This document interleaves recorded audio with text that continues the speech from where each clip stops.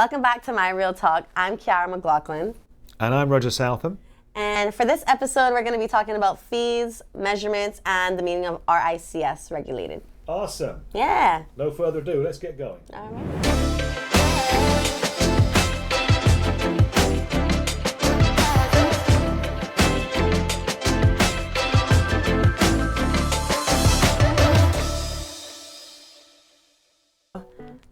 Should we talk a little bit about our trip to the BRAC? God damn it. Back to the BRAC. We could do back to the BRAC. Yeah, it was Roger's first time. I know. First time to the BRAC. Wow, it was amazing. It was great. Really loved it. We stopped by Rotan Spice to get some lunch. Oh my gosh, And was it that was the best amazing. food? I tell you what, Check I them would out. fly over for lunch and back. It was awesome. Yeah, check it out. Check it out. Don't often clear a plate, but man, that got licked clean. It was so funny because Roger was like, oh my God, this is such amazing plantain. And I was like, plantain. And he was like, plantain. what? Plantain. Plantain. Plantain. Plantain. Just a little bit more practice and you'll get it, I promise. Plantain. Plantain. Plantain. I want some plantain. I think another 10 beers and I'd get it. Yeah. Oh, wow. Plantain. Okay. So starting off, Yep. fees. Fees. 2%. We're gonna straight in. Fees, 2%. Yeah, we touched on this and someone had said to me after the last podcast, why did you leave it till further into the program to talk about the fees? And I said, well, we kind of wanted people to listen and enjoy 18 minutes of their life with us, but some might not. And from the stats we've had, great viewing numbers. So thank you very much for those who viewed the first one and coming back to this one.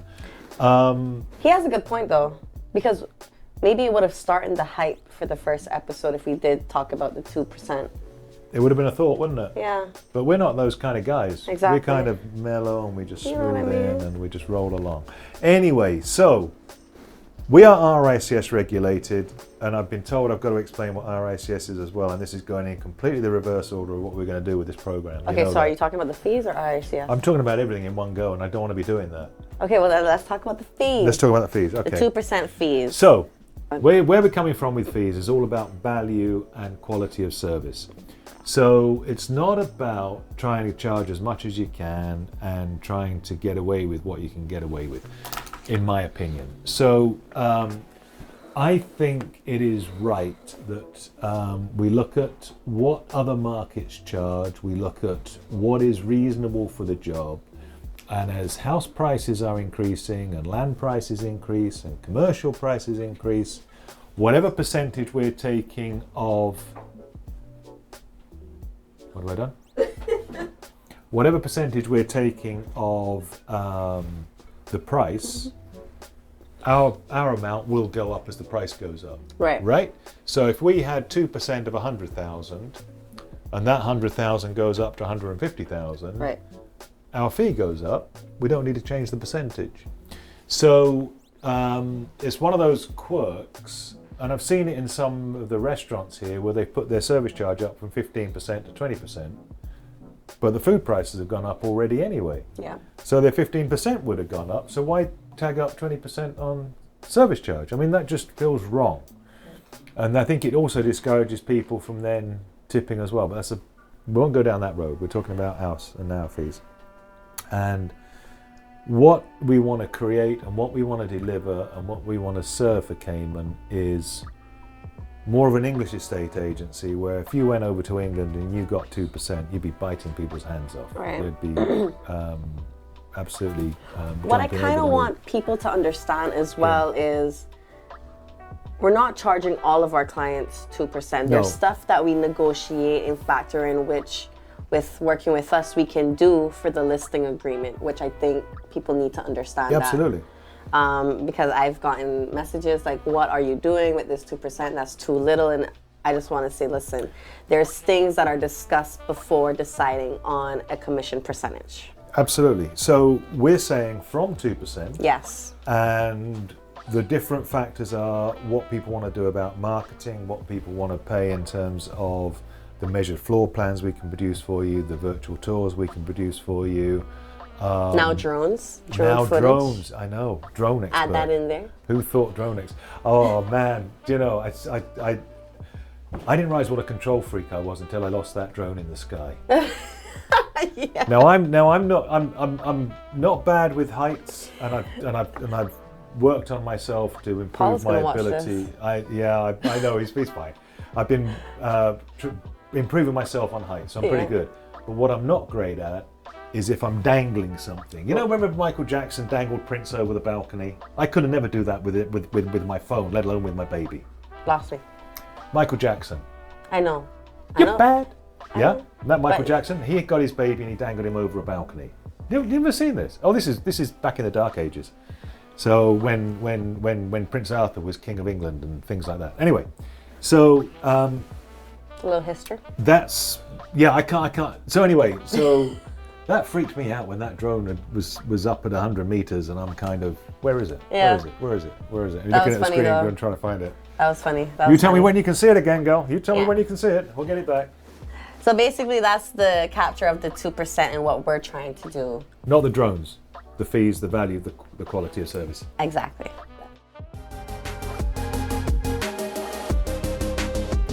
Yeah, so one of the questions was, why do companies say they have an offer already if the listing is new? Is it who knows who? Well, now, see, it's kind of like any bit of sales where people use any trick and any thing they can to try and pressure someone into buying something, or pressure someone into moving forward, or pressure someone into taking action. So oftentimes That is true, but then again, it could be used as an opposite as well, because I've had a situation where there was a property that was placed on the market. I said, hey, I have 2 buyers who is very keen on viewing this property. They said, well, we already received offers. Said, okay, awesome. We'll be happy to put in an offer condition to viewing. Then they responded saying, oh, we got asking price. I said, okay, great. Maybe my clients would like to come over asking, you know? And they were like, would they really do that? And I was like, why not? If the property is worth it, then why not? So we were discussing a little bit, to me, what I thought was negotiating on behalf of our clients. And I was like, he was like, okay, see if they can come to this price, maybe we can work out a deal, etc. Then went back, said, hey, they're happy with coming in at this price. Then he says, oh, well, I have a buyer that's coming in $5K more than that. And I was just like, this is ridiculous. Yeah, see, now some of that will be, I think, not wanting to transact or not wanting to work with or manufacturing things. But and that I think can that hurt happens. the seller. Oh, absolutely. Because they're Absolutely. hindering their Yeah. seller from getting all possible best offers on the table. Absolutely. And I mean, you look at anybody's code of ethics should dictate that they report all offers, all inquiries, and put everything through. But not everybody does. And not everybody's trying to get the best, and not everybody's trying to deliver that That quality service, to clients. And it's a great shame because to do boy, it properly is so easy. But, you know. But boy, that was upsetting, because it's just Yeah. like, you know, and I thank God that my clients understood, because I was like, listen, sometimes this is how stuff Yeah, goes. And they were absolutely. like, okay, that's fine. That wasn't for us. Let's Well, that's where our get another one. transparency and our honesty comes Yeah. in. We're just there to work with people. We're there to take them through. We're not trying to push water uphill. We're not trying to... Exactly. Let's move on to the next topic before Yeah. we get into the other questions. Okay. Which is, we just released a new blog. We did. I like that photo of you. Did you? Yeah, You like that that was nice. kinda neat, wasn't it? Yeah, cool. marketing team's doing amazing. I know. Yeah. Toot for them. Whoever thought they could find me laughing? Yeah, so how you started your blog was really interesting, with how people see 100 square foot, others would see 70 square foot. Yeah. Elaborate a little I bit. can elaborate on that for you. So, in Cayman, we are using external measurements. So, we don't worry about what's on the inside of the property. We just take a tape measure and run it around the outside walls, including the patios if they're kind of covered patios. What do you call a patio? You don't call it patio, do you? Yeah. Terrace. Oh, you do call it patio. Yeah. Okay, that's fine. We're still finding other words that don't work for each other, by the way. So that gross area is what will get measured. Now, I have come across properties where the second floor has stepped in, but they've actually doubled the ground floor measurement So you've actually got more space than quoted than actually physically exists even on the outside areas.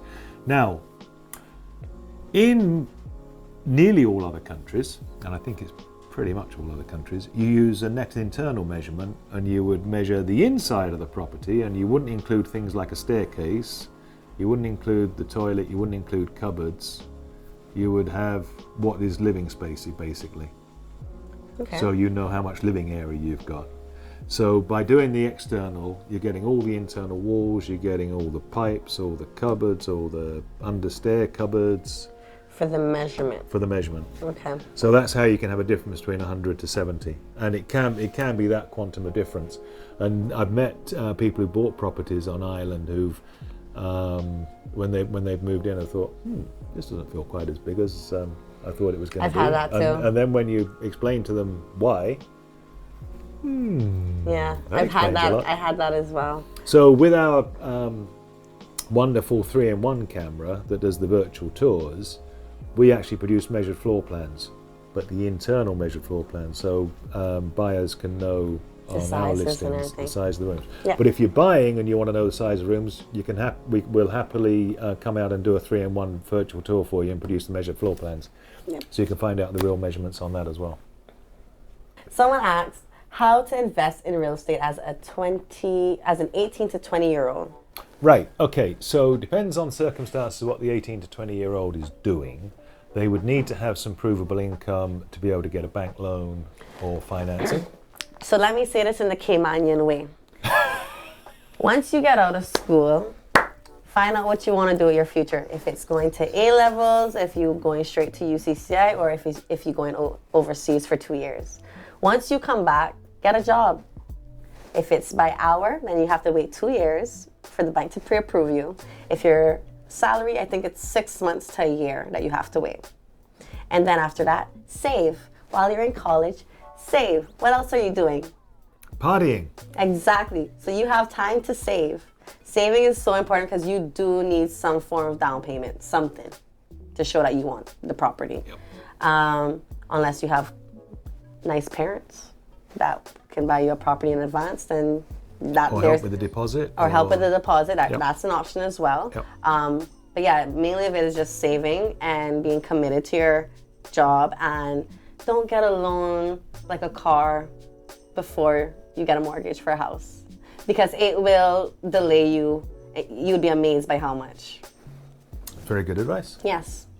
Plan as well, because I made the decision to buy a property from when I got into real estate, which was 18, 19, and I just bought my first property this year, and now I'm 23. Super exciting. Planning, yeah. Yeah.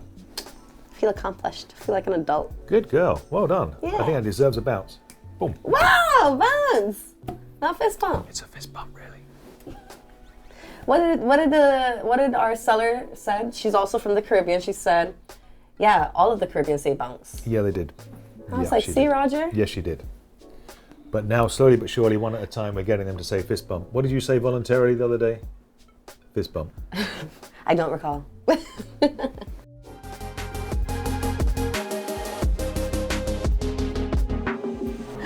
All right, RICS regulated. See, we've done this. Right. So what is RICS? Okay. So actually explain it this time. Yes, we won't just do the initials. We'll actually give a description. Okay. Okay. So the letters stand for the Royal Institution of Chartered Surveyors. Formed in 1865 in the UK. I don't think they need the history. Oh, we don't go back that far. Okay. History. William Shakespeare dead about 200 years. Anyway, so RICS, Royal Institution of Chartered Surveyors, formed a long time ago in the UK. It was UK professional body, got its royal charter for the professional standing of all things to do with property. So the RICS covers broking, valuation, building surveying, quantity surveying, land surveying, hydrographic surveying, chattels and minerals, everything to do with land and property, basically. Everything to do with land and property. they sometimes say construction on the end because quantity surveyors don't think land and property covers construction, but it's standing on the land. So anyway, yeah. So that's what it is. Okay. It was based in the UK. Its home sits at 12 Great George Street in London. The only freehold not owned by the church or Parliament in Parliament Square. It's owned by the membership of the RICS. I am a fellow of the Royal Institution of Chartered Surveyors, which is the highest standing. So you've got associates, members, and then fellows. And I've been a Big fellow. time. I've been a fellow for 30 years now. So I think I'm one of the only. I'm not sure who else is a fellow on the island. Anyway, that's a side story. And what the RICS does is offer regulation of its membership. So as a professional body, the RICS is there for the public and the customers and the consumers, not a membership body that is there for the members. So if we do something wrong and we get reported into the RICS, they're looking at it independently. They're looking to find out what has happened and will take sanctions and actions, and the ultimate sanction is to lose your letters. Right. So what other countries are they in? Oh wow, everywhere.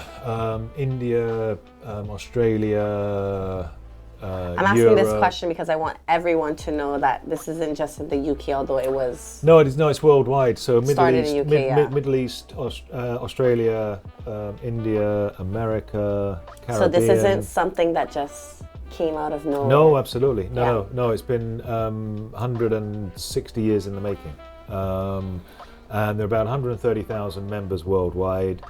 The firms that are RICS regulated are held to higher standards and higher accountability. So we have to do annual returns into the RICS. We have to declare about client money. We have to declare about what we're doing. We have to hold professional indemnity insurance. So if you have a problem, you can try and sue us, and you're going to have professional indemnity sitting behind us. So But you're not going to sue us because we're just amazing. Yeah, we that's do true. everything by the books. Never. Yeah, I'm proud to say that I've never had a complaint. I've never had an issue. Never had a quandary. Never had anything. I've always had. Do you know one of the strange things actually? When I've practiced in residential and commercial Right. in the UK, and when I would sell a commercial building that we had been managing, I would frequently find the leaseholders of those commercial buildings would then come to us and ask us to act for them, having been acting for the landlord against them, because that's how fair and how balanced and how nice we are. It just happens. And we're finding here that we're sort of acting on one side of the transaction, and then the people who are on the other side come and say, "You're so nice, will you come and work for us?" Hold Yeah, on. we'll Well, do that. now that you've mentioned that, I have a third question Yeah. now, where someone asks me, do agents get full commission still, being that you found a buyer? And I think why the person asked me this is because I was doing so much that she thought the listing agent would have done. Right. But the truth is, we split the commission, Yeah. whether it's 60-40, 50-50, Yeah. 40-60. Well, yeah. Under the Cereba rules, a non-Cereba agent gets 40%, and the Cereba agent gets 60%. Cereba gets 50-50. The other problem on the fees is that. Oops, that was a good catch, wasn't it? The other problem on the fees is that if you have 7% sitting on the purchase price, the buyer is paying stamp duty on that 7%. So they're paying stamp duty on 107% of the property. Yeah. No one's really picked up on that or thought about that, but it does need thinking about, because there's a better way to structure it that would mean the buyer is only paying the stamp duty on the purchase price of the property. But and that we'll happily talk with anybody about and actually work through how you work that out. But at the moment, they're paying stamp duty on the fees. Because there's no buyer's agents to Correct. tell people that. Well, we are buyers agents, and Oh, we're probably like the only ones though. I suspect we are the only ones. Maybe, because maybe we might be the only ones. As Carlsberg says, probably the best buyers agents on the island. Ah, give me a bunks for that. There you go. There you go. Fist bump. So, I feel that's the end for the month of August, is it? Yep, that's it for August. Awesome. Well, you guys enjoy your Septembers. We'll see you at the end of next month. And thank you for listening.